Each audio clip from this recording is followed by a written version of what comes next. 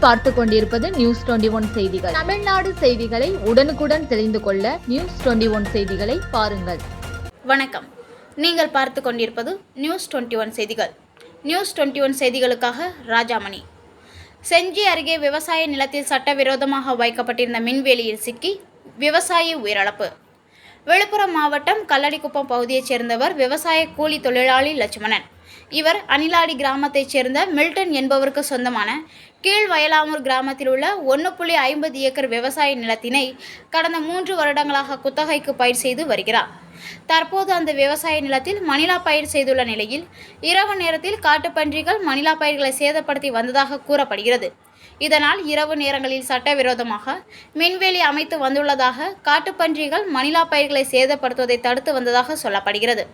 இந்நிலையில் நேற்று இரவு லட்சுமணன் வழக்கம் போல் மின்வேலி அமைத்து அதில் மின்சார பாய்ச்சி உள்ளார். அப்போது அந்த நிலத்தின் வழியாக வந்த பக்கத்து நிலத்தின் உரிமையாளரான கீழ்வயலாமூர் கிராமத்தைச் சேர்ந்த பலராமன் என்பவர் மீது சட்டவிரோதமாக வைக்கப்பட்டிருந்த மின்வேலியில் இருந்து மின்சாரம் பாய்ந்து சம்பவ இடத்திலேயே உயிரிழந்தார்.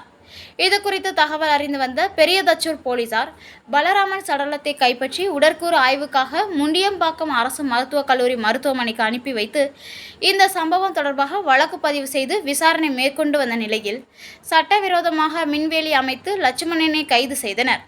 மின்வேலியில் சிக்கி விவசாயி உயிரிழந்த இச்சம்பவம் அப்பகுதியில் பெரும் சோகத்தை ஏற்படுத்தியுள்ளது.